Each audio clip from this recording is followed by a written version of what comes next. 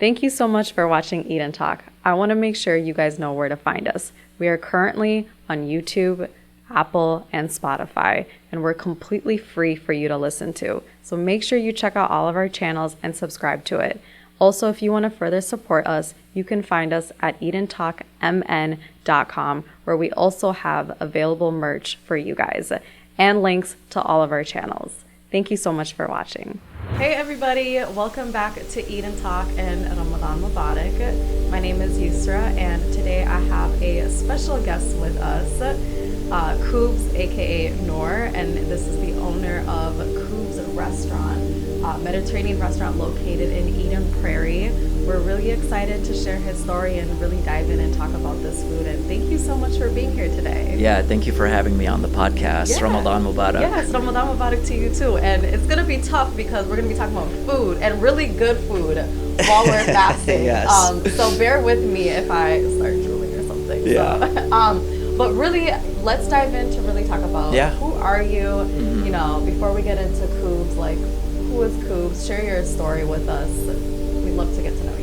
Yeah, so growing up, not a lot of people knew about Middle Eastern food or Mediterranean food. So I would always have my friends, you know, come over to the house. They would always be trying different types of food that they were never exposed to. And it would make me really sad that they wouldn't know the foods that we grew up with, like hummus, kebabs, even gyros, shawarma, which is my favorite type of food. So it was really sad knowing that there wasn't a lot of options back in the day. Growing up in Eden Prairie, Minnesota, there was no Mediterranean restaurants. We were always either exposed to, let's say, Arby's, McDonald's, or Chipotle. So, and I also grew up in Eden Prairie, so I can definitely relate to that.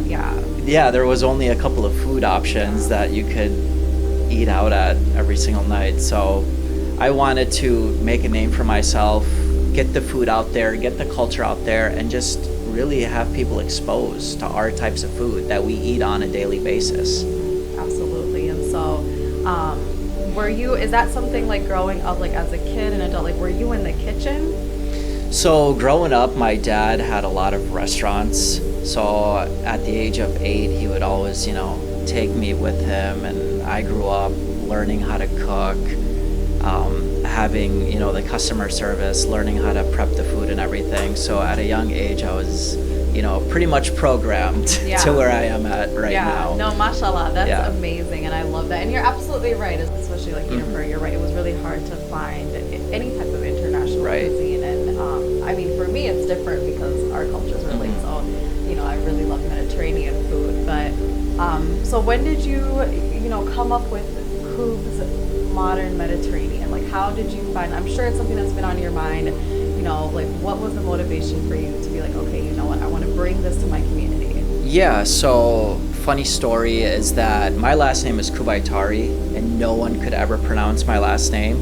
So starting in 9th grade in high school, people would call me Coobs, and I've been called Coobs my whole life growing up. My nickname, it's been my go-to name, and I told myself, you know what, I want to have my own name one day on a building or any sort of business. At the time, I wasn't really thinking about food, but all I knew is that I wanted to capitalize on my name. So I told myself, you know what, I'm going to use my name. A lot of people called me crazy, a lot of people thought it was stupid, but I went with my gut because I wanted to brand myself, which is Coobs. Yeah, and as you should. I mean, I think a name and that title really, it represents who you are, and it stands for everything. And so let's dive a little bit into Coobs. So where is it located? So it's located in Eden Prairie, Minnesota. The exact address is 12555 Castlemore Drive, Eden Prairie, Minnesota. It's right next by Home Goods and Payway. Yep. So. Okay. And how long have you been open now? So we've been almost open for a year now. We opened back in May 2022. Okay. And tell me about your first year. I mean, a lot of people, you know, the first year is like make it or break it. Right. Like, what are some feedback that you've been getting? So it's been a roller coaster. It's not been a smooth ride. Finding people to work for you is pretty difficult. A A lot of people still don't know my name. I've gotten a lot of things such as, are you a game store? Are you a clothing store? Are you a container store? So it's been, some of the challenges have been, you know, branding myself. But it's been a roller coaster. It's not, you know, a smooth ride. But I'm building the customer base. Every customer that comes in, they end up coming back because they love the food. They love that I get to interact with them. And if you come enough, I will memorize your order. Absolutely. Yeah. I love that. And so, you know, you're the only Mediterranean restaurant to eat in Prairie, but there are some, you know, Mediterranean restaurants, you know, in Minnesota. Right. So what makes you different, and why should people, you know, prioritize coming to Coobs first to experience food? Well, what makes me different is that we use fresh ingredients at Coobs. Nothing comes in a bag. For example, if you eat at the other Mediterranean restaurants, everything comes pre-cooked. Nothing is pre-cooked at Coobs. We prepare everything from scratch, from me cutting the meat, from me putting the spices on the meat, from me even preparing everything on a daily basis. Everything is fresh. Nothing comes in a bag, ready, or microwave. So when you actually order your food, let's say you order a volcano bowl or a chicken kebab bowl, our chicken is not sitting in the steamer, let's say for example at Chipotle for 1 to 2 hours, and your meat is soggy and dry. No, we're actually cooking your food as you order it. So that makes us different from other restaurants. Absolutely. So speaking of that, you know, what are customers' favorite thing to eat and order?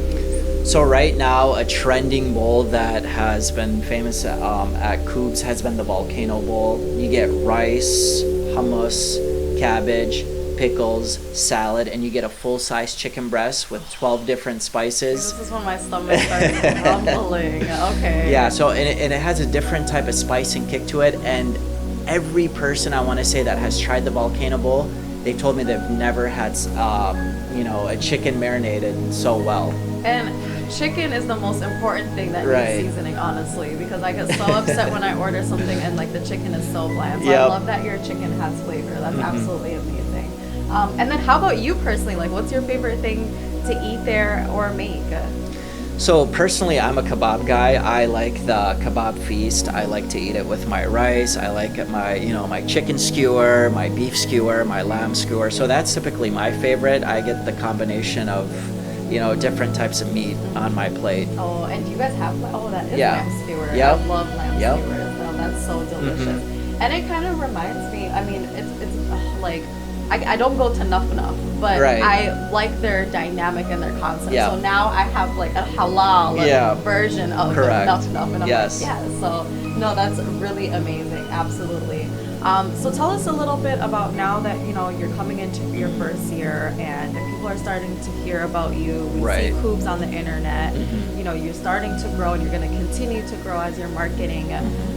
What are, like, do you guys have any events coming up and, you know, starting initiatives? Yeah, so we're going to be having a couple events. Obviously, right now, I mean, we have Ramadan Iftar every single night at And how Coobs. does that look? It's looking, it's still ticking up. Do you guys do like a buffet style or same order concept? Same order as you come, but you know, we offer every customer milk, dates for them to break their fast. They have an area to pray if they would like, and the food is, you know, out right by Adhan time. So a lot of people are either calling in for their orders or they're showing up by 7:15.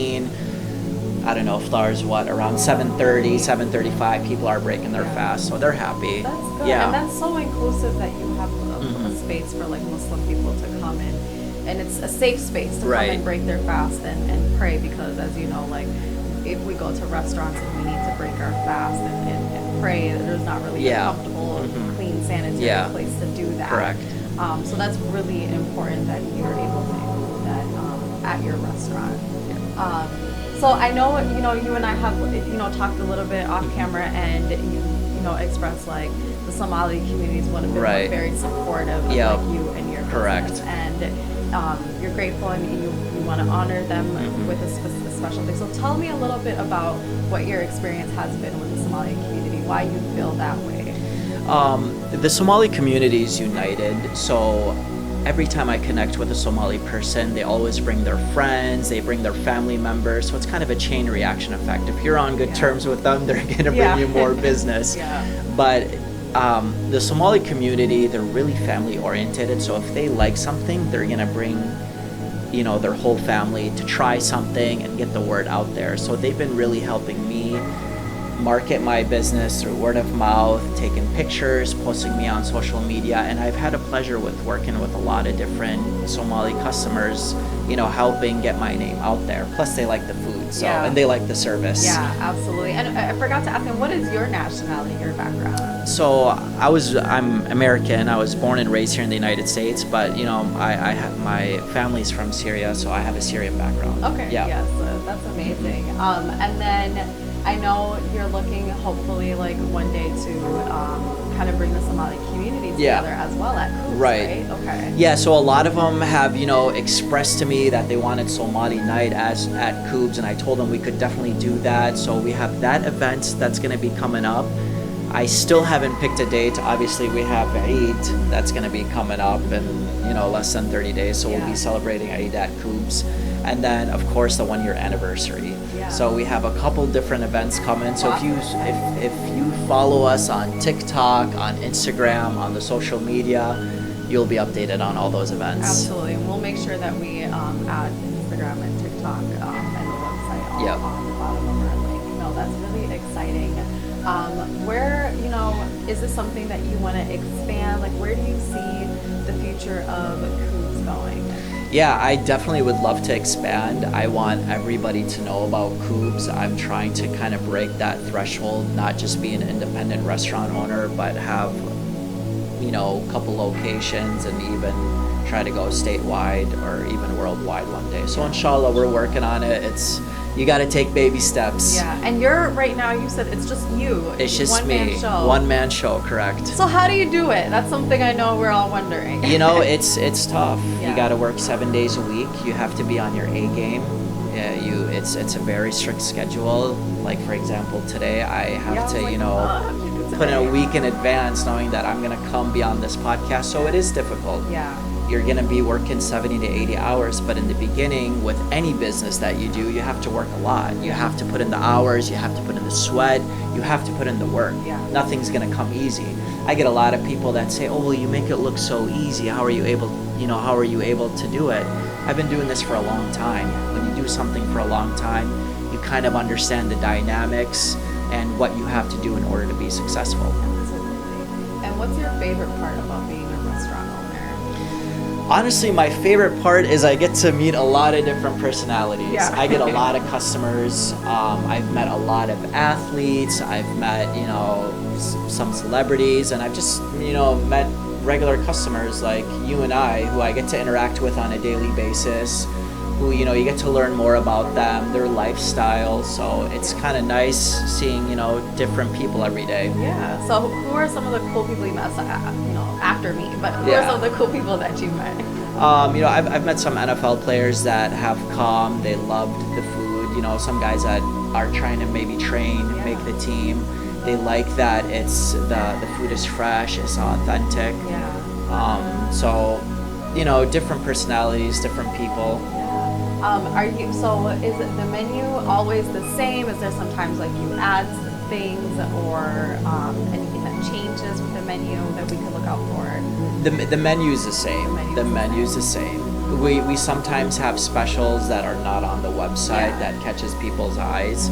So, but typically the menu is the same. Yeah, that's awesome. And then, do you guys serve tea? We can if you want. That would be nice. Yeah. That's something that after I eat a nice Mediterranean meal, I don't know, I always crave tea. Yeah. So that's awesome. I always, kind of like to ask, like, what are some, like, suggestions or advice that you have for someone who wants to be in this industry, Right. Yeah, what are some things that you say, hey, this is how I feel like this is what I would do if you want to start a business? So my number one advice if you're trying to get in the restaurant industry is location, location, location. Location is key. I mean, you can have the best type of food, but if you're not in a good location, it's going to be very difficult. So talk a little bit about that. Why is location key, and what do you mean by that? Well, location is key because if your name is not getting exposed, your food is not getting exposed, it can be difficult, especially like For example, if you have a restaurant that's maybe in a corner of a shopping center or a kitty corner that you can't really see and that's not visible, no one's gonna give the food a try. So that's why location is key. For example, before I took Coobs, I had to strategize. When COVID happened and everything happened, I was looking for a location, and I had to be next to a big player. What do I mean by big player? You have to be next to, let's say, a known restaurant. So before I took Coobs used to be a Five Guys. Five Guys wasn't doing well, but it was in a nice tall location. The building is high. I saw the vision where I said, hey, I'm gonna put my name, I'm gonna put Modern Mediterranean. So when I was talking to the real estate agent, I saw that there was properties being developed. I told him, who's gonna be my neighbor? He told me Chick-fil-A. Boom, I knew right away that this location was gonna be good because Chick-fil-A is gonna generate traffic. And then people are gonna look at my name and say, what is Coobs? Who is Coobs? Okay, I'm gonna give this guy a chance. I love that. That's absolutely a really great strategy. I never thought about it like that. You're absolutely, especially a chain, a fast food chain where people are mobile and are looking at your place of business. And I've seen Coobs. It's hard to miss. Yeah. It's big and bright and beautiful, so it is very hard to miss. And I remember when I first heard it, I also wondered, like, okay, what is Coobs? You know, how about social media and marketing? Like, how important does that play when it comes to your business? Yeah, it's very important. I'm still new to the social media and marketing. I mean, even coming here was a bit of a challenge. I'm not a guy that's used to being on the camera, but you know, industries change. You now have to market yourself. It's not what it was 20 years ago. I mean, you see people on Instagram, on TikTok doing trends, taking pictures of their food. That also generates traffic. So you do have to have a social media presence, and it's very important now, especially for restaurant owners, to get your name out, to show the world what type of food you're serving. Yeah, absolutely. No, that is absolutely right. And so is there a Mediterranean community around where you live and or where you serve? Do they come to the place of business a lot? Yeah, we get a good, customer base. So because I feel like a lot of as the ones that I grew up with, always ate at home. Right. So now it's like a place where they don't always have to have mom or dad's cooking and can like experience and enjoy another place.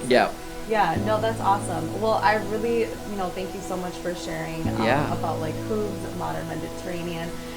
Is there anything else that you want to leave our viewers with, or you want to share that we can, put the word out there for you, or how we can help? Yeah, if everybody would follow me on Instagram, TikTok, come give me a chance, come out to Coobs. I'll take care of you guys. Yeah, absolutely. We'll definitely check out Coobs, and we're really excited after Ramadan to come celebrate and try your food, inshallah. And like I said, I'm starving right now. Just think about it, and I always thug it out. So thank you so much, Coobs, for coming today. Thank you for having me. Yeah, we look forward to seeing more of you. Okay. Thank you. Thank you. Bye, everyone. Bye.